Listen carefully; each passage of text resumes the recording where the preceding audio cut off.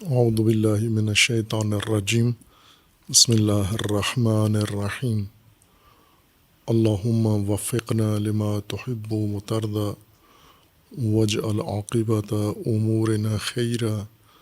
ولا تکلنا الی انفسنا طرفۃ عین ابدا رب ادخلنی مدخل صدق واخرجنی مخرج صدق واجعل لی من لدنک سلطانا نصیرا۔ سورہ مبارکہ بقرہ آیہ کریمہ هو الذی خلق لکم ما فی الارض جمیعا ثم استوى الی السماء فسواہن سبع سماوات وهو بکل شیء علیم۔ یہ آیہ کریمہ تسلسل ہے گزشتہ آیات کا جو شروع ہوتی ہیں اس خطاب سے، یا ایھا الناس اعبدوا ربکم الذی خلقکم والذین من قبلکم لعلکم تتقون الذی جعل لکم الارض فراشا والسماء بناء وانزل من السماء ماء فأخرج به من الثمرات رزقا لكم فلا تجعلوا لله اندادا وانتم تعلمون۔ حکم عبدیت و بندگی اللہ تبارک و تعالیٰ کی طرف سے تمام انسانوں کو، ناس کو خطاب ہے، اور اس عبدیت کی دلیل کے طور پر اللہ تبارک و تعالیٰ نے ربوبیت کو ذکر فرمایا ہے کہ اپنے رب کے اب عبد بنو، یعنی اطاعت کرو، پیروی کرو، فرمان بری کرو اپنے رب کی۔ اور پھر رب کی خصوصیات میں یا رب کی دلیل کے طور پر فرمایا کہ رب تمہارا وہی ہے جو تمہارا خالق بھی ہے، جس نے تمہیں خلق کیا ہے اور تم سے پہلے والے انسانوں کو، اور اسی طرح تمہارا رب وہ ہے جس نے تمہارے لیے زمین کو فراش کیا ہے، فرش بنایا ہے، اور سما کو تمہارے لیے چھت بنایا ہے، سما سے تمہارے لیے پانی اتارا ہے زمین کے اوپر، اور اس پانی سے تمہارے لیے رزق نکالا ہے، وہ ثمرات اگائے ہیں۔ پس تم اس رب کے ساتھ، اس خالق کے ساتھ کسی کو ند نہ ٹھہراؤ، اس کے مقابلے میں کسی اور کے عبد نہ بنو، کسی اور کی اطاعت مت کرو، اس رب کی اطاعت کرو۔ اور پھر اس کے بعد اسی مضمون کو روک کر یہ ہدایت کا تذکر دیا گیا کہ اگر تمہیں شک ہے، ریب ہے قرآن کے بارے میں، جو کچھ نبی اکرم صلی اللہ علیہ وآلہ وسلم بیان فرما رہے ہیں، اس کے بارے میں اگر تردید ہے تمہارے اندر تو اس کا کوئی ثبوت دو، اگر ثبوت نہیں دے سکتے تو اپنے آپ کو جہنم سے بچاؤ۔ اور وہی مضمون جو آیا 21 اور 22 میں بیان کیا گیا ہے، آیا 29 میں اسی کو دوبارہ شروع کیا گیا ہے۔ هو الذی خلق لکم ما فی الارض جمیعا ثم استوى الی السماء فسواہن سبع سماوات وهو بکل شیء علیم۔ اللہ تبارک و تعالیٰ نے انسان کو یہ تنبیہ کی ہے کہ کس طرح تم اللہ کی الوہیت کا، خالقیت کا، ربوبیت کا و معبودیت کا انکار کرتے ہو، اور اللہ کو چھوڑ کر تم کسی اور چیز کی اطاعت و پیروی کرتے ہو، جب کہ تمہیں اللہ نے مردہ تھے تمہیں اللہ نے حیات دی، پھر تمہیں دوبارہ اللہ نے موت دی، پھر اس کے بعد تمہیں حیات دی، پھر اسی کی طرف پلٹائے جاؤ گے۔ تو وہ اللہ جس نے تمہیں نعمت حیات دی ہے، اور صرف ایک دفعہ حیات دے کے چھوڑ نہیں دیا، بلکہ یہ سلسلہ ارتقاء کا، تکامل کا آخر تک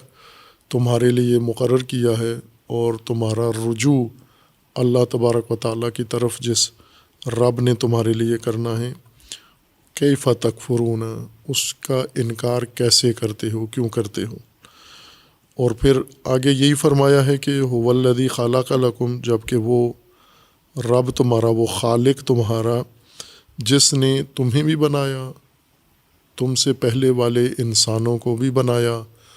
زمین کو تمہارے لیے فراش بنایا، آمادہ کیا۔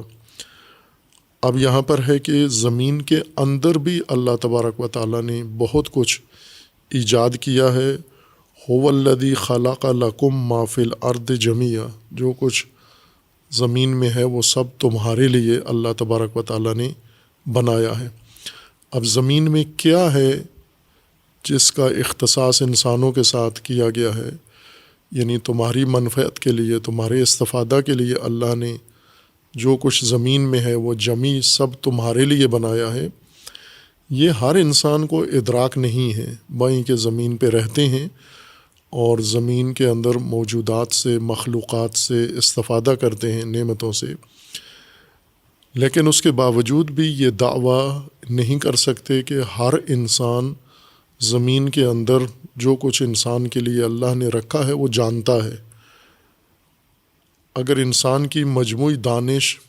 اور مجموعی علم کو بھی ہم لحاظ کریں تو بھی بہت قلیل ہے زمین کی نسبت، جس زمین پر انسان رہتا ہے، زندگی گزار رہا ہے، بلکہ شار و فساد کرتا ہے۔ اس زمین میں اللہ نے اس کے لیے کیا رکھا ہے، اسی سے بے خبر ہے یہ انسان۔ یہ بات سمجھانے کے لیے کہ زمین میں کیا ہے، یہ وہ علوم جن کا تعلق زمین شناسی سے ہے، جن کا تعلق طبیعیات سے ہے، اجسام سے ہے اور ان کی ترکیبات سے ہے، جیسے جن علوم کو ہم آج سائنس کہتے ہیں، یہ علوم اس آیت کی بہتر تشریح کر سکتے ہیں، بشرطے کہ وہ جانتے ہوں کہ یہ اللہ نے سب کچھ انسان کے لیے زمین میں بنایا ہے۔ کرتے تو ہیں، کشف کرتے ہیں زمین کے اندر موجود اسرار، زمین کے اندر موجود حقائق، قوانین، ضوابط، خاصیتیں، بہت ساری چیز زمین سے دریافت کر چکے ہیں اور دریافت کر رہے ہیں، لیکن اس آگاہی کے بغیر کہ یہ اللہ نے انسان کے لیے یہ سب کچھ زمین میں رکھا ہے اور بنایا ہے۔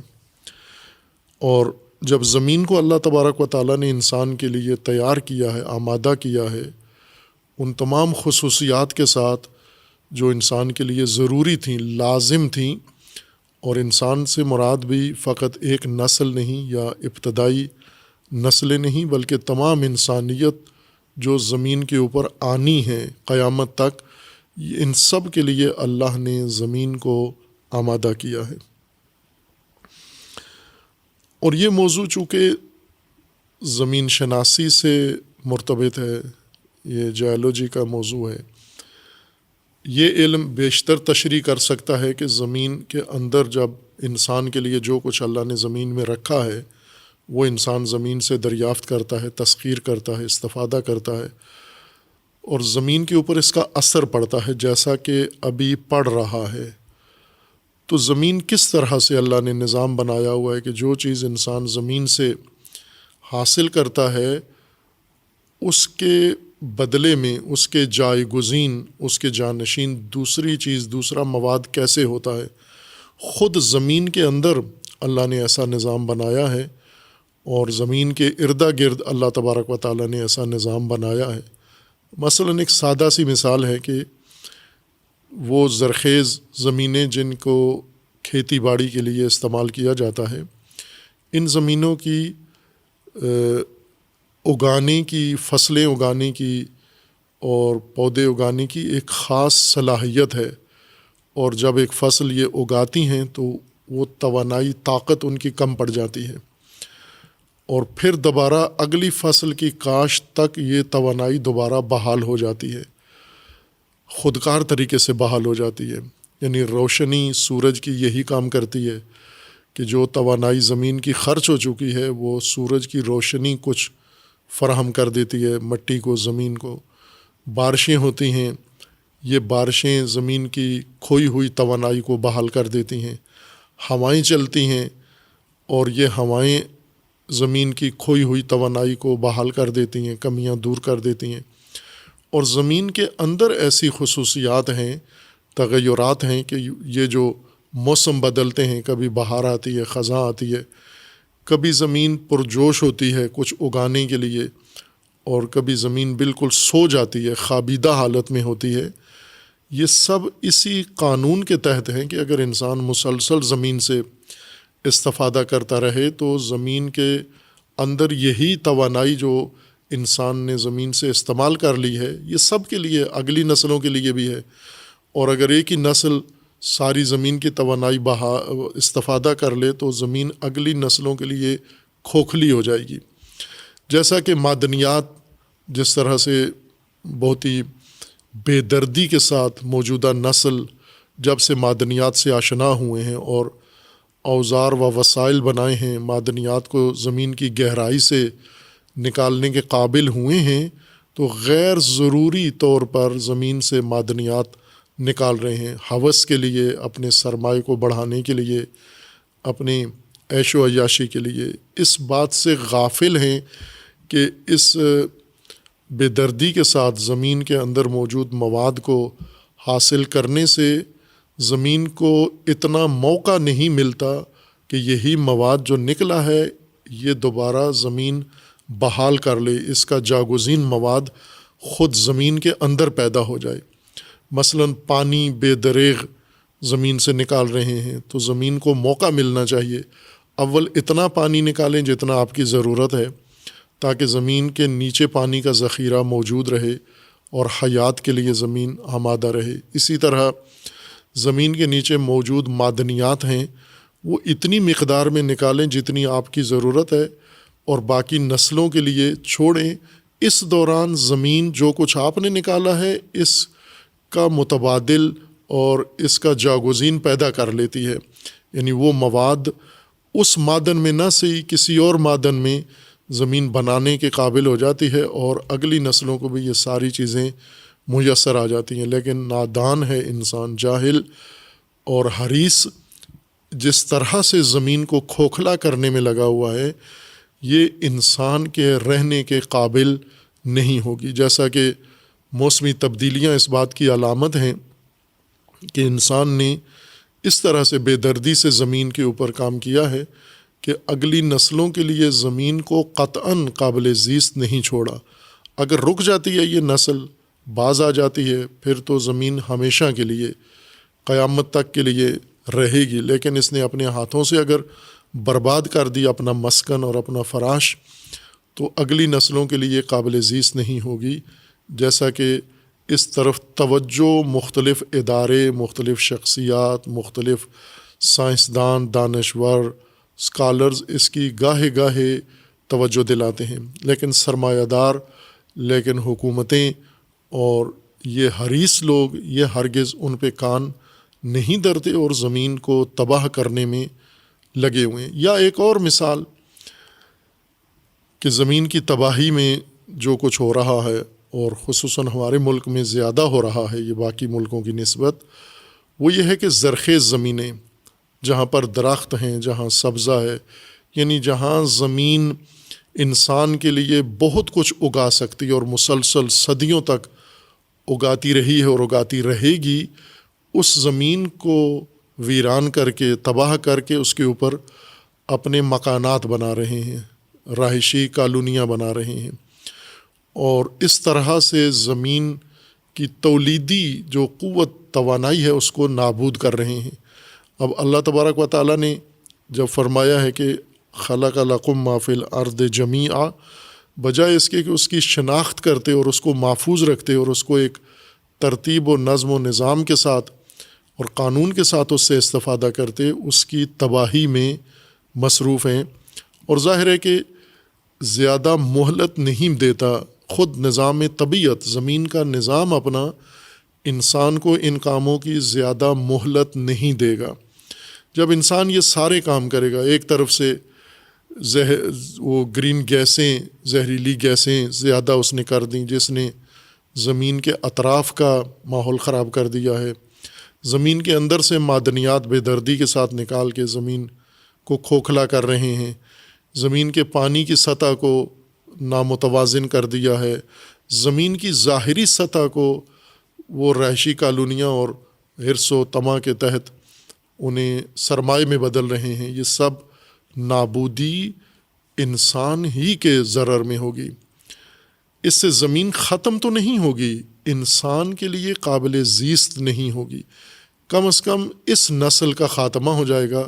جو یہ ظلم کر رہی ہے۔ پھر زمین کو ایک مہلت ملے گی، جب یہ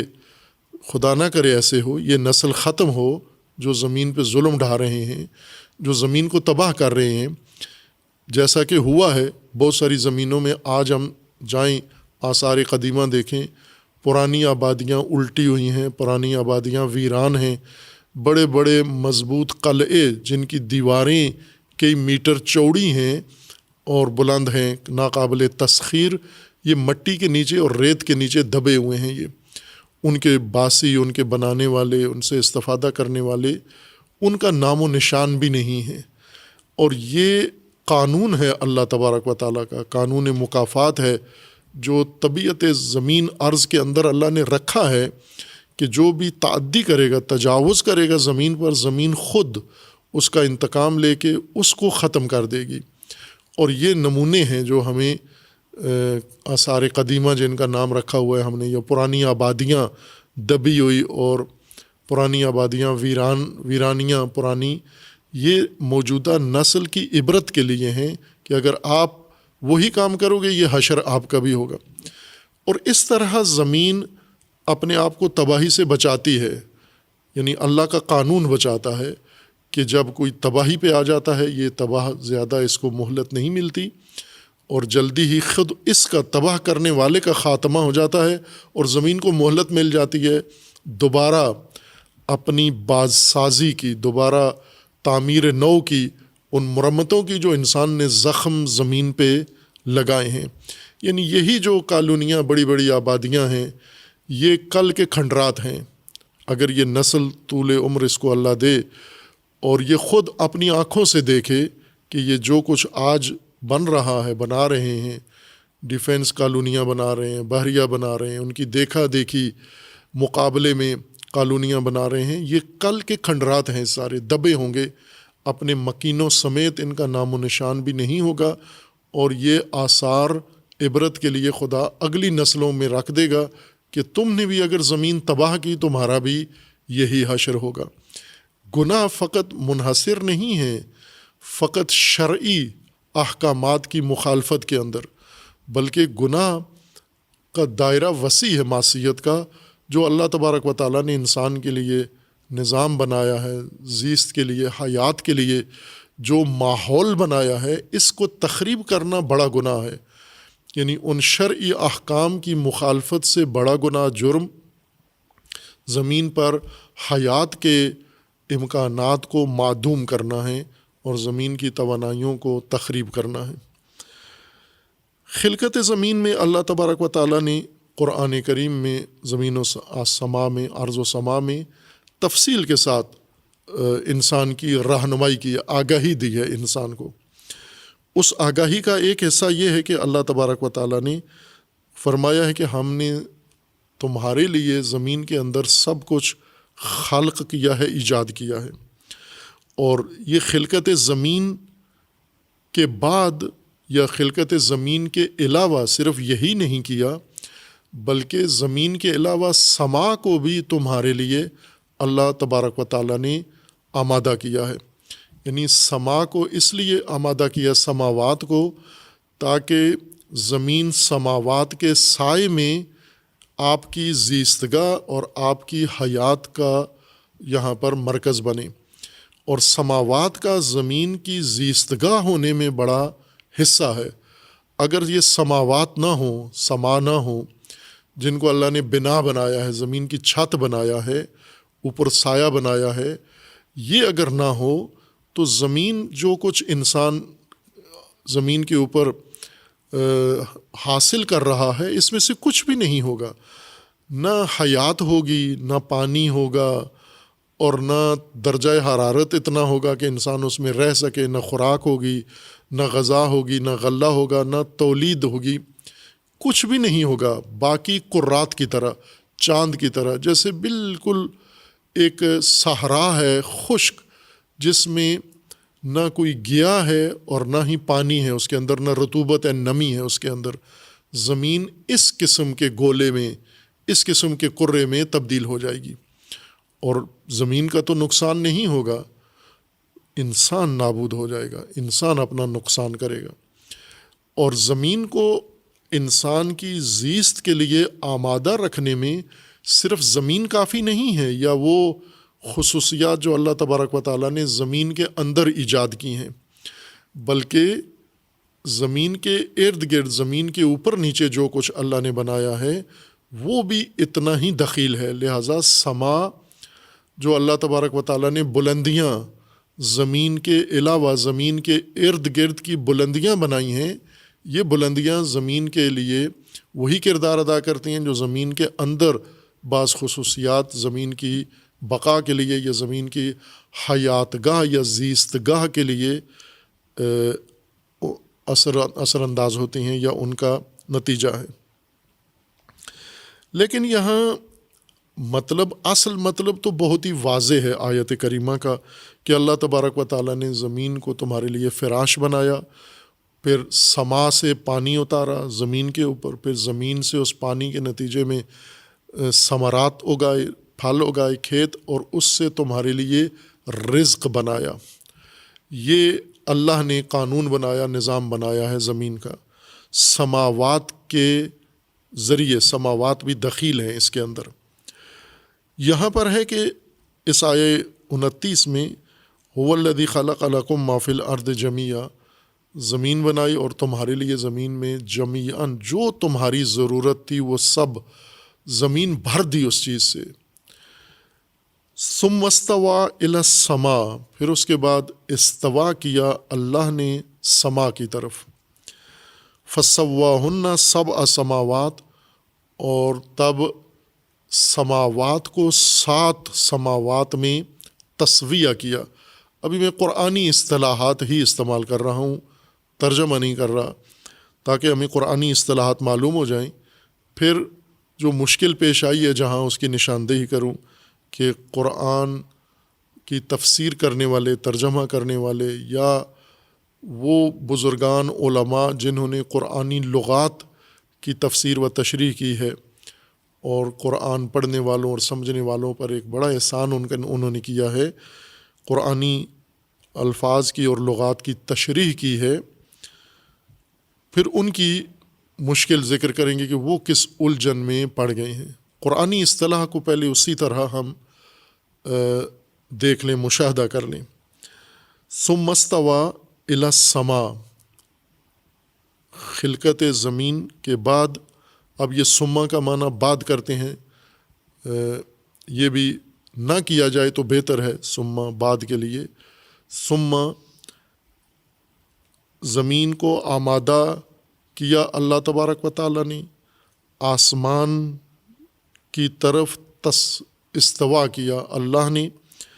اور پھر سماوات کو 7 عدد میں تسویہ کیا اللہ تبارک و تعالیٰ نے۔ وَهُوَ بِكُلِّ شَيْءٍ علیم، اور اللہ ہر شے سے علیم ہے۔ اس میں 2 اصطلاحیں ایسی ہیں، یا 3 کہہ لیں، جو سمجھنا ضروری ہیں تاکہ ہمیں اس آیت کا مفہوم سمجھ میں آ جائے کہ اللہ تبارک و تعالیٰ نے آسمان جس کو ہم کہتے ہیں یا سما، اس کے ساتھ کیا کیا۔ ایک تو خود مفہوم سما ہے جو پہلے بھی بیان کیا ہے، چونکہ ذکر آیا ہے پہلے سما کا، وہاں ذکر کیا تھا کہ سما ایک جو عام عرف عام میں جتنے بھی انسان زمین پر ہیں ابھی اور جو پہلے رہتے تھے، یہ عام عرف میں سما زمین کے اوپر جو فضا ہے، نیلی فضا، نیلے رنگ کی، نیلگون، دن کے وقت اگر ہم اوپر دیکھیں، نگاہیں اٹھائیں فضا میں، تو ہمیں اوپر زمین کے ارد گرد مکمل طور پر ہمیں ایک نیلے رنگ کا پردہ یا خیمہ نظر آتا ہے، زمین سے بہت فاصلے پر، بلندی پر۔ اور عموماً جو عرف عام میں یا عام لوگوں کی دید میں سما اس کو کہتے ہیں، یہ نیلی فضا نیلا پردہ، نیلی چھت،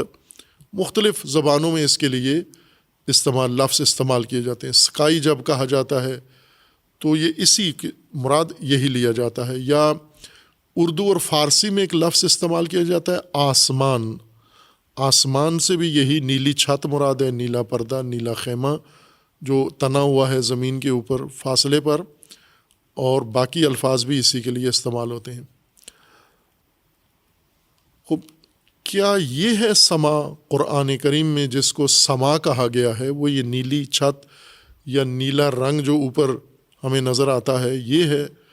قطعاً یہ نہیں ہے، یہ سما نہیں ہے۔ قرآن نے اس کو سما نہیں کہا، بائیں کہ یہ لغت کے لحاظ سے سما ہے، یعنی ایک رنگت ہمیں نظر آتی ہے فضا کے اوپر، چونکہ بلندی پر ہے اس لیے لغت عرب کے لحاظ سے یہ سما ہے، چونکہ عربی لغت میں بلندی کو سما کہتے ہیں۔ جو چیز بلند ہو جائے، زمین سے اوپر چلی جائے اور فاصلہ ہو زمین اور اس کے درمیان، اسے عربی لغت میں سما کہتے ہیں، بلندی کو کہتے ہیں۔ اور حتیٰ زمین ہی کی بعض بلندیاں ان کو بھی سماو یا سمو کہتے ہیں، مختلف ترکیبات کے ساتھ۔ لغت کے لحاظ سے یہ نیلا رنگ جو زمین کے اوپر ہمیں نظر آتا ہے یہ سما ہے، قرآن میں یہ مراد نہیں ہے سما سے، نہ سما سے یہ مراد ہے، نہ سماوات سے یہ مراد ہے یہ نیلا رنگ، چونکہ یہ نیلا رنگ اصلاً موجود نہیں ہے، یہ ہماری آنکھوں کی خطا ہے، یہ ہماری دید کی خطا ہے کہ ہمیں وہ چیز دکھائی دیتی ہے جو ہے ہی نہیں۔ یعنی نیلا رنگ کہیں بھی نہیں ہے بلندیوں میں، زمین سے باہر انسان جتنا بھی زمین سے باہر جائے، جیسا کہ آج کل جا رہا ہے، دیگر قرات تک پہنچ گیا ہے، بلکہ قرات سے آگے تک کا سفر بھی انسان نے کر لیا ہے، یا خود نہیں گیا تو آلات، دوربینیں اور ایسی مشینیں بھیج دی ہیں جو وہ ساری فضا انسان کو زمین پر دکھا رہی ہیں، وہ مشینیں، وہ کیمرے، وہ نظام سارا۔ خوب انسان وہاں تک چلا گیا، یہ نیلی چیز بیچ میں کہیں بھی نہیں آئی۔ یعنی جب ایک جہاز اڑتا ہے تو جہاز سے اوپر دیکھیں تو بھی نیلا ہی نظر آتا ہے، اور مزید اوپر جائے تو بھی اوپر نیلی فضا ہی نظر آتی ہے۔ یہ نیلی فضا وہاں تک ہے جہاں روشنی ہے، یہ خلا ہے، اس کو خلا کہتے ہیں، فضا اس کا نام ہے، اصل فضا ہے، یعنی خالی حصہ دو قرات کے درمیان یا اجرام فلکی کے درمیان بالکل خالی جگہ بھی نہ کہیں، چونکہ جگہ نہیں ہے، خلا ہے، بالکل کچھ بھی نہیں ہے، نہ جگہ ہے، نہ کوئی پردہ ہے، نہ کوئی خیمہ تنا ہوا ہے، نہ چھت ہے اس طرح کی، نیلی چھت نہیں ہے، صرف ہمیں نظر آتی ہے یہ نیلی فضا۔ کیوں نظر آتی ہے؟ چونکہ روشنی، منظومہ شمسی کی روشنی جب فضا میں پھیلتی ہے، یہ بے رنگ فضا اس روشنی کی وجہ سے ہمیں نیلی نظر آتی ہے، ورنہ نیلے رنگ کی کوئی چیز نہیں ہے، نہ نیلے رنگ کا دھواں ہے، نہ نیلے رنگ کی چھت ہے، نہ نیلے رنگ کا کپڑا ہے، نہ نیلے رنگ کی کوئی اور ٹھوس مائع چیز ہے۔ یہ نیلا رنگ ہمارے آنکھوں کی خطا ہے، یہ اشتباہ ہے، ہم یہاں سے دیکھتے ہیں ہمیں نیلا نظر آتا ہے۔ جیسے پانی کو جب ہم دیکھتے ہیں تو ہمیں پانی بھی نیلا نظر آتا ہے، جبکہ پانی بے رنگ ہوتا ہے، پانی کا کوئی رنگ نہیں ہے۔ پانی یا اوپر پڑنے والے سائے کا رنگ دکھا رہا ہوتا ہے، یا جس برتن میں، جس ظرف میں، جس زمین میں ہے، اس زمین کی تہ یا اس کی سطح کا رنگ پانی میں ہمیں نظر آتا ہے، ورنہ خود پانی بے رنگ ہوتا ہے، نہ نیلا ہے، نہ پیلا ہے، نہ کوئی اور اس کی رنگت ہے، لیکن ہمیں نظر آتے ہیں یہ رنگ، یہ ہماری آنکھوں کی خطا ہے۔ اور چونکہ یہ ہے ہی نہیں سرے سے، اس لیے قرآن اس کو سما نہیں کہہ سکتا اور نہیں کہا اس کو سما، چونکہ یہ فقط خالی فضا ہے۔ یہ بس یہ ایک صراحت موجود ہے، یہ تصحیح ہم سب کر لیں کہ جب سما یا سماوات کہا جاتا ہے اس سے مراد یہ نیلی چھت یا نیلا پردہ نہیں ہے، لیکن سماوات حقیقت ہے، سما حقیقی چیز ہے، موجود ہے، اور اللہ نے اس کو خلق کیا ہے، ایجاد کیا ہے زمین کی طرح۔ سما کیا ہے؟ بلندی. زمین سے ہٹ کر جو اجرام ہیں وہ سما ہیں، یعنی بلندیاں. لغت میں تو زمین کی بھی اٹھی ہوئی بلندیاں، پہاڑوں کی چوٹیاں، یہ سما ہیں چونکہ بلند ہیں، سطح زمین سے اوپر ہے. لیکن زمین سے جدا جو باقی چیزیں قابل رؤیت ہیں، قابل دید ہیں، مجسم ہیں، یہ بلندی کی وجہ سے، بلند ہونے کی وجہ سے سما کہلاتی ہیں. اصل ترجمہ سما کا بلندی یا بلندیاں ہیں. خوب یہ بلندیاں جو اللہ تبارک و تعالیٰ نے زمین کے ارد گرد بنائی ہیں مختلف طرح کی ہیں. کچھ قابل رؤیت ہیں، قابل دید ہیں، ہم نگاہ کریں تو نظر آتے ہیں، جیسے چاند ہے، جیسے سورج ہے، جیسے ستارے ہیں، جیسے سیارے ہیں. یہ زمین سے بلند اجرام ہیں، زمین فضا میں تیر رہے ہیں اور ہمیں نظر بھی آتے ہیں زمین سے. لیکن کچھ ایسی بلندیاں اللہ تبارک و تعالیٰ نے ایجاد کی ہیں زمین کے اردا گرد، زمین کی حفاظت کے لیے. یہ بلندیاں نظر نہیں آتی زمین سے، بے رنگ ہیں، بے رنگ ہونے کی وجہ سے نظر نہیں آتی. جیسے زمین سے اوپر اللہ تبارک و تعالیٰ نے ہوا کا ایک پردہ بنایا ہوا ہے، یعنی چاروں طرف سے، ہر طرف سے زمین کو ہوا نے گھیرا ہوا ہے، آکسیجن نے گھیرا ہوا ہے. یہ بلندی اس کی ایک طے ہے اور کلومیٹرز میں ہے، اتنے کلومیٹر تک ہوا ہے. یعنی جو ہی زمین سے آپ اوپر جاتے ہیں، جیسا عام روزمرہ میں سنتے بھی ہیں ہم، جہاز جب اوپر جاتے ہیں، جو اوپر جاتے ہیں ہوا کم ہوتی جاتی ہے، آکسیجن کم ہوتی ہے. جیسے بلند پہاڑوں پر، K2 پر، ایوریسٹ پر، نانگا پربت پر جو لوگ جاتے ہیں آکسیجن ساتھ لے کے جاتے ہیں، چونکہ اس بلندی پر آکسیجن موجود تو ہے، اتنی نہیں ہے کہ انسان سہولت سے جتنی اس کو سانس میں ضرورت ہے بدن کی اتنی آکسیجن اس چوٹی، پہاڑی چوٹی پہ نہیں ہے. لہٰذا آکسیجن کا کیپسول لے کے علیحدہ سے ساتھ جاتا ہے. یعنی جو ہم زمین سے دور ہوتے جاتے ہیں تو زمین کے ارد گرد جو ایک پردہ تنا ہوا ہے، ایک پرت بنا ہوا ہے، ایک حصار ہے، وہ ہوا کا ہے. یہ ایک بلندی ہے.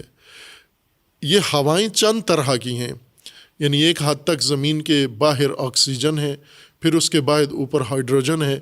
اس طرح گیسیں ہیں، یہ بلندیاں ہیں، یہ موجود ہیں، یہ حقائق ہیں، یہ حقیقت رکھتی ہیں، لیکن زمین سے بلند تر ہیں اور ہمیں نظر نہیں آتی. آج کے مطالعات میں، آج کے زمین کے مطالعات میں اور زمین کے ارد گرد فضائی مطالعات میں یہ حقائق انسان نے کشف کر لیے ہیں، معلوم ہے اس کو کہ یہ ساری چیزیں زمین کے اوپر موجود ہیں. اور ابھی تک جو انسان نے مطالعہ کیا ہے زمین کے اوپر، جو زمین کے حفاظت کے لیے اللہ تبارک و تعالیٰ نے حصار بنائے ہوئے ہیں، وہ گیسوں کے ہیں. وہ گیس کسی بھی ہوا، کسی بھی صورت میں ہو، ممکن ہے آکسیجن ہو جس کو ہم ہوا کہتے ہیں، یا دیگر گیسیں ہوں، شاید ان کو ہوا معلوم نہیں اردو میں یا کسی لغت میں کہتے ہیں یا نہیں، لیکن گیس ان کو کہا جاتا ہے. جیسے ایک نام ہم سب نے سنا ہوا ہے اوزون کے نام سے، کہ زمین کے اطراف میں ایک پردہ ہے، موٹا ضخیم پردہ ہے، اور اس کا نام اوزون ہے. اوزون ایک گیس ہے اور زمین کے ارد گرد چاروں طرف سے، ہر طرف سے زمین چونکہ گول ہے، چار اطراف نہیں ہے، تمام اطراف سے، تمام گولائی زمین کی لپٹی ہوئی ہے اس گیس کے اندر، آکسیجن اور ہائیڈروجن سے پرے. اس پرے پہلا جو پردہ ہے یا دوسرا پردہ ہے وہ اوزون کا ہے، یہ ایک نام ہے اس کا. اسی طرح دیگر گیسوں کے نام ہیں. یہ پردے سب زمین کی حفاظت کے لیے ہیں. ابھی جو زمین میں مشکلات پیدا ہو رہی ہیں، موسمی تبدیلیاں، اس کی وجہ یہ کہ انسان نے یہ جو صنعتیں لگائی ہیں اور ان صنعتوں سے پیدا ہونے والی گیسیں جو فضا میں اوپر متصاعد ہو رہی ہیں، اوپر جا رہی ہیں بلندیوں کی طرف، یہ اس زمین کے اطراف کی فضا کو انہوں نے آلودہ کر دیا ہے. اب زمین کے باہر جو آکسیجن ہے خالص نہیں رہی، اس کے اندر آلودگی آ گئی ہے. جیسے ایک شہر میں ایک حد تک، جن شہروں میں ٹریفک ہے اور ہوا نہیں چلتی، وہاں پر ہمیشہ اوپر سیاہ بادل ہر موسم میں چھائے رہتے ہیں، خصوصاً سردیوں میں. کچھ شہر ایسے ہیں، لاہور جیسے، جو دنیا میں سب سے زیادہ آلودہ گنے جاتے ہیں. یہ آلودگی فضائی آلودگی کے شمار ہوتی ہے، نہ زمین کی۔ زمین میں ممکن ہے آپ نے جھاڑو لگایا ہوا ہو، پانی سے دھویا ہوا ہو اور نالے سارے صاف ستھرے ہوں، کوئی کوڑا کچرا زمین پہ نہ ہو، غلاظت بدبو، لیکن فضا ساری آلودہ ہے آپ کی، جیسا سردیوں کے موسم میں عموماً ہوتا ہے۔ چونکہ ہوائیں نہیں چلتیں، بارشیں نہیں ہوتیں، دھوئیں زیادہ پیدا ہوتے ہیں زمین سے، اور یہ دھوئیں اوپر جا کے ایک خیمہ سا بن جاتا ہے اور ان زمین کو متاثر کرتے ہیں۔ یہ دھوئیں جو زمین کے اطراف میں جمع ہو جاتے ہیں، متراکم ہو جاتے ہیں، خوب یہ دھوئیں جا کر صرف یوں نہیں کہ اوپر رک جاتے ہیں، بلکہ طبعی طور پر، نیچرل طور پر اللہ تبارک و تعالیٰ نے زمین کے گرد جو پردے حصار بنائے ہوئے ہیں ان کو متاثر کرتے ہیں، ان کو خراب کرتے ہیں۔ ان میں سے ایک جو انسانی مطالعہ کے مطابق پردہ انسان نے زمین کا چاک کر دیا ہے وہ اوزون گیس ہے، یعنی ان زہریلی گیسوں نے یا گرین گیسوں نے جو صنعتوں میں استعمال ہوتی ہے، اس گیس نے زمین کے اطراف کا ماحول بلندی خراب کر دی ہے، اور اب زمین کے اندر موسمی جو مسائل ہیں جس کا انسان خود سامنا کر رہا ہے، بارشیں نہیں ہوں گی، پانی کی قلت ہو جائے گی، برفیں پگھل جائیں گی، سیلاب آئیں گے، طوفانی بارشیں ہوں گی، وہ معتدل بارشیں جو زمین کی آمادگی کے لیے ہوتی تھیں، زمین کو سرسبز بنانے کے لیے، وہ ختم ہو جائیں گی، تباہی والی بارشیں ہوں گی۔ یہ کیوں ہوا ہے؟ چونکہ زمین کے اوپر جو بلندیاں اللہ تبارک و تعالیٰ نے زمین کی حفاظت کے لیے ہر طرف سے، چاروں طرف سے زمین کی حفاظت کے لیے مقرر کی تھیں، وہ انسان کی وجہ سے متاثر ہو گئی ہیں۔ پس سما بلندی کو کہتے ہیں، اور ان بلندیوں میں یہ نیلی فضا شمار نہیں ہے، قرآن اس کو سما نہیں شمار کر رہا، چونکہ یہ وجود رکھتی ہی نہیں ہے، یہ صرف ہمیں نظر آتی ہے یہ فضا، اور جہاں تک بھی روشنی کے فضا میں یا روشنی کی حد میں جہاں جائیں گے یہ نیلی نظر آئے گی۔ یہی نیلی فضا کالی ہو جاتی ہے جب رات ہو جاتی ہے۔ اب یوں نہیں کہ اس کا رنگ بدل گیا ہے، اصل دن کو بھی یہاں کچھ نہیں تھا، رات کو بھی کچھ نہیں ہے، یہ سیاہی نور نہ ہونے کی وجہ سے ہے، زمین کے گھوم جانے کی وجہ سے ہے، زمین نے سورج کی طرف پشت کر لی ہے تو یہ نیلی فضا کالی نظر آتی ہے۔ یہ بھی ہماری یہ سیاہی وہاں نہیں ہے، یعنی یوں نہیں کہ وہاں کالک ملی ہوئی ہے، رات کو کالک آ جاتی ہے وہاں، نہ، یہ نظر ہے ہماری جو اس کو نور نہ ہونے کی وجہ سے سیاہ رنگت نظر آتی ہے، اور نور کی وجہ سے اس کو نیلی رنگت نظر آتی ہے۔ یہ دونوں دید کی خصوصیات ہیں، نہ کہ دید سے باہر دونوں حقیقت رکھتی ہیں، نہ یہ سیاہی حقیقت میں موجود ہے سیاہ پردہ رات کا، اور نہ ہی یہ نیلا پردہ جو دن کو نظر آتا ہے یہ موجود ہے۔ سما ہیں، سماوات ہیں، وہ بلندیاں ہیں، یا یہ بلندیاں ہیں مراد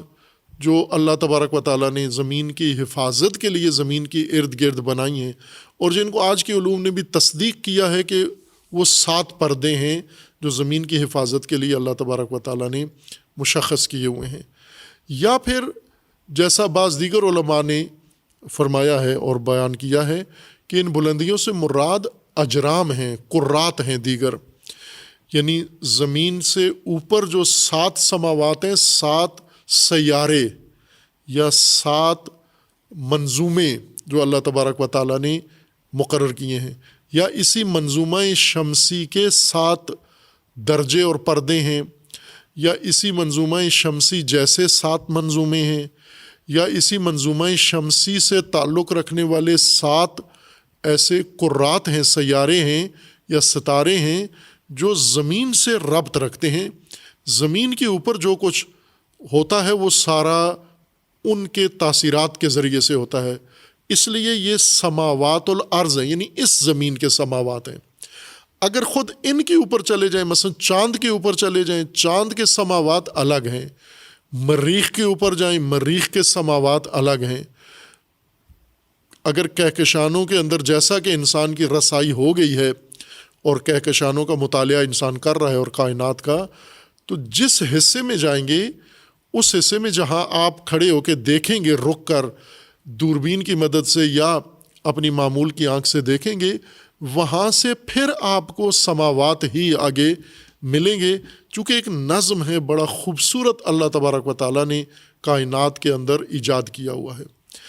چونکہ انسان زمین پر ہے، اس کرہ پر ہے، لہٰذا انسان کے لیے سماوات وہی شمار ہوں گے جو زمین سے تعلق رکھتے ہیں، وہ بلندیاں جن کا زمین سے تعلق ہے۔ یہ تو ایک چیز ہے جو ہمیں ذہن میں رہے کہ سماوات سے مراد نہ کالی فضا یا کالا پردہ ہے، کالی رنگت، اور نہ نیلی رنگت ہے، یہ آسمان نہیں ہے،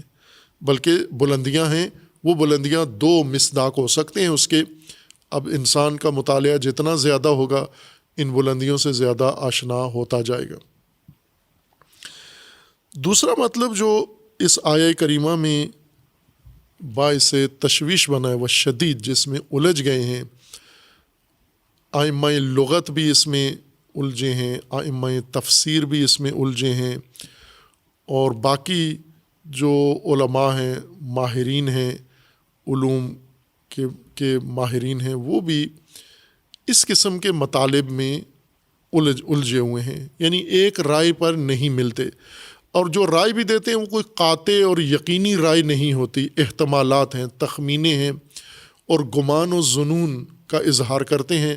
ہر چند ان کے اوپر نفسیاتی طور پر ممکن ہے انہیں یقین بھی ہو، لیکن یہ یقینی امور نہیں ہیں۔ اور وہ ہے مفہوم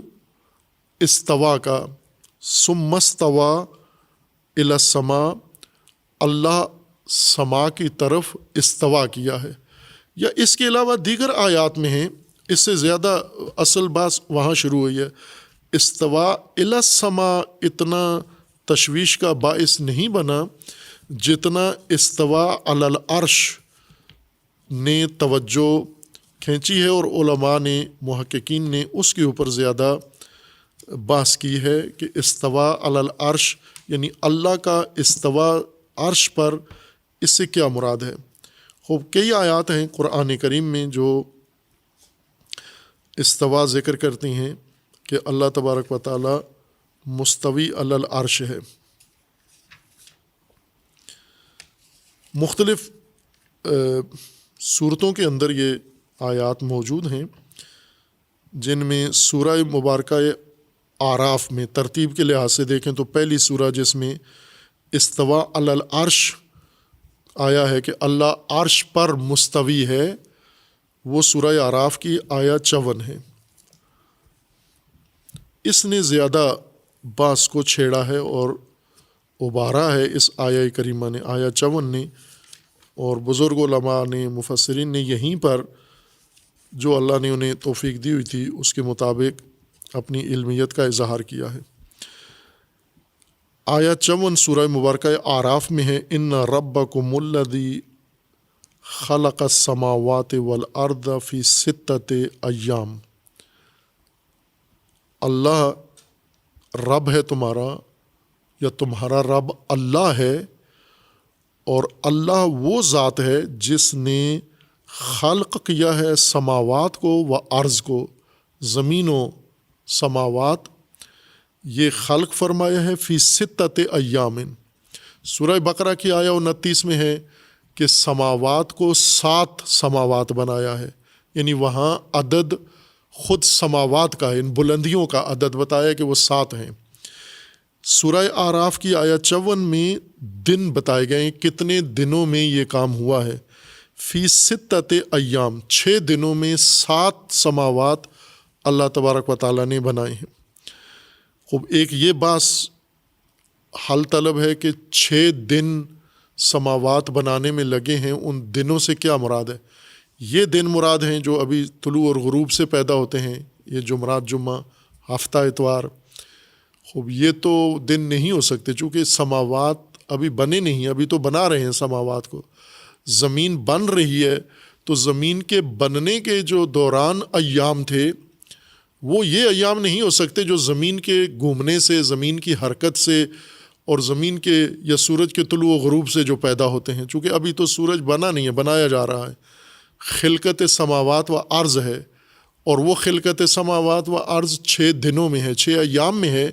پس یہ 6 دن یہ نہیں ہو سکتے، یہ جو 24 گھنٹوں والا دن ہے یا 12 گھنٹوں کا، یہ مراد نہیں ہے۔ کیا مراد ہے؟ خوب علماء نے ذکر کیا ہے، اور انشاءاللہ اگر باس ہماری اللہ توفیق دے وہاں پہنچتے ہیں تو عرض ہوگا۔ دوسرا نقطہ پھر اس آیہ کریمہ میں ہے، ان ربکم الذی خلق السماوات والارض فی ستۃ ایام ثم استوی علی العرش، زمین و سماوات کو اللہ تبارک و تعالیٰ نے 6 دنوں میں خلق کیا، خلق کرنے کے بعد استوا علی العرش، تخت، عرش کا معنی تخت کیا جاتا ہے، کہ پھر اللہ مستوی ہوا عرش پر، اور ترجمہ عموماً کرتے ہیں کہ پھر اللہ تبارک و تعالیٰ براجمان ہوا، یعنی تشریف فرما ہوا عرش کے اوپر. یعنی یہ پہلے مصروف تھا اللہ تبارک و تعالیٰ خلقت میں، بنانے میں، زمین میں، سماوات میں. جب یہ فراغت ہوئی تو پھر اس کے بعد عرش پر جا کر اللہ تبارک و تعالیٰ ثم استویٰ. خوب اس استواء علی العرش سے کیا مراد ہے کہ اللہ پھر عرش پر جا کر براجمان ہو گیا. یغشی اللیل النہار یطلبہ حثیثا والشمس والقمر والنجوم مسخرات بامرہ الا لہ الخلق والامر تبارک اللہ رب العالمین. اور یہ پھر جو اگلی خصوصیات ہیں یہ بھی بہت اہم ہیں کہ اس وقت ہمارا جو شاہد پیش کرنا تھا وہ یہ درمیانی جملہ تھا، ثم استوی علی العرش، پھر اللہ عرش پر اللہ نے استوا کیا، استوا عرش پر کیا. خوب وہاں یہ بات ہوئی ہے کہ یہ عرش کیا ہے، کوئی جگہ ہے، کوئی تخت ہے، لکڑی کا ہے، سونے کا ہے، جس طرح سلاطین کے لیے ایک تخت ہوتا ہے، اور تخت کی اصطلاح یہیں سے استعمال ہوئی ہے. تخت نشین یعنی حکمران جس جگہ پر بیٹھتے ہیں وہ تخت کہلاتا ہے. یا ان کے لیے جو خصوصی ایک کرسی یا چبوترا بنایا جاتا ہے ایک شاہانہ انداز سے، اس کو تخت کہتے ہیں. اور اس پر استوا کیا کہلاتا ہے؟ استوا بیٹھنے کو کہتے ہیں، وہاں پر اس کے اوپر جم جانے کو کہتے ہیں. کیا معنی ہے استوا کا؟ اس آیت نے یہ بحث چھیڑی ہے اور علماء نے بھی یہاں پر بحث کی ہے. اور اس کے علاوہ سورہ مبارکہ توبہ میں ہے، سورہ یونس میں ہے، ثم استوی علی العرش یدبر الامر، پھر اللہ عرش پر اللہ نے استوا کیا اور تدبیر امر کیا اللہ تبارک و تعالیٰ نے. پھر سورہ رعد میں ہے ثم استوی علی العرش وسخر الشمس والقمر، کہ یہاں پر اللہ عرش پر مستوی ہے. اور اسی طرح سورہ فرقان کے اندر ہے ثم استوی علی العرش، اللہ عرش پر پھر استوا کیا. سورہ سجدہ میں ہے ثم استوی علی العرش. اور اسی طرح چند اور صورتوں کے اندر یہ تعبیر آئی ہے اللہ عرش پر مستوی ہوا ہے. خوب اس استوا سے کیا مراد ہے؟ اور یہ جو آیا ہے سورہ بقرہ کی کہ اللہ تبارک و تعالیٰ نے زمین کو تمہارے لیے اور زمین کے اندر ہر چیز تمہارے لیے پیدا کی، ثم استوی الی السماء. وہ الی السماء والی بات کو علماء اتنا مشکل مرحلہ نہیں سمجھتے، چونکہ آسانی سے معنی کر جاتے ہیں، وہی تقلیدی معنی جو ایک ترجمے میں ہوتا ہے، باقی اسی سے لے کے وہی ترجمہ آگے چلا دیتے ہیں. اللہ نے سما کی طرف یعنی زمین آمادہ کر کے انسان کے لیے اور سب کچھ انسان کے لیے، جمی امور انسان کے لیے مقرر کر کے زمین میں رکھ کر ثم استوی الی العرش، ثم استوی الی السماء، یعنی پھر سما کی طرف توجہ ہی، قصد کیا، ارادہ کیا. یہاں یہ ترجمہ آسانی سے کر کے گزر جاتے ہیں اور باقی اسی سے لے لیتے ہیں، یہ توجہ کرنا. لیکن ثم استوی علی العرش یہ تو توجہ نہیں ہے. استوا علی العرش کا مراد یعنی تخت کے اوپر بیٹھنا. خوب یہاں زیادہ بات شروع ہے کہ یہ تو مخلوق کی صفات ہیں کہ کسی جگہ پر، کسی نقطے پر، کسی تخت پر، کسی کرسی پر بیٹھنا، اللہ کا بیٹھنا، استوا علی العرش بیٹھنا. خوب یہ ایک طرف سے ممکن نہیں ہے، دوسری طرف سے تعبیر قرآن کی صریح یہی ہے، استوا علی العرش ہے. اس لیے یہ تحقیق ضروری ہے. اور جس طرح ہم نے شروع سے یہ منہج اور طریقہ رکھا ہے کہ پہلے ہم قرآن کریم کے اندر استعمال ہونے والی اصطلاحات کو، لغات کو سمجھیں، ان کا دقیق لغوی معنی سمجھیں. چونکہ قرآن نے جو زبان اختیار کی ہے ہدایت کے لیے، اپنا پیغام دینے کے لیے اللہ تبارک و تعالیٰ نے، عربی ہے، اور عربی آسمان سے نہیں اتاری، جو زمین پہ رائج جاری لاگو تھی، جس سے میں لوگ بول چال بات چیت کر رہے تھے، وہ عربی اللہ تبارک و تعالیٰ نے اختیار کیا ہدایت کے لیے۔ اور یہ بھی اتفاق ہے کہ اس سے پہلے دیگر جو زبانیں تھیں وہ عربی سے زیادہ علمیت کے لیے، ہدایت کے لیے زیادہ آمادہ تھیں، جیسے عبری میں پہلے کتابیں نازل ہو چکی تھیں، یا عبری سے بھی پہلے دیگر جو اس خطے کی زبانیں تھیں، مشرق وسطیٰ کی، فلسطین اور اس کے ارد گرد بابل کی زبانیں، ان میں پہلے آسمانی کتابیں نازل ہو چکی تھیں۔ اور اسی طرح اس خطے کے جوار میں جیسے روم تھا، اور روم کے اندر جو زبان اس وقت رائج تھی، وہ زبان عربی کی نسبت زیادہ علمیت کی حامل تھی، چونکہ وہ متمدن مترقی شہر تھے اور ملک تھے۔ یا جیسے فارسی تھی، عربی کے پڑوس میں خلیج کے اس طرف، سمندر کے اس طرف فارسی رائج تھی، اور فارسی بھی اس قوم کی زبان تھی جو ترقی یافتہ قوم تھی اور متمدن قوم تھی۔ عربوں سے سب کی حالت بہتر تھی، رہائشی طور پر، ثقافت کے لحاظ سے، علوم کے لحاظ سے، ترقی اور پیش رفت کے لحاظ سے اعراب سے بہتر تھے سارے لوگ۔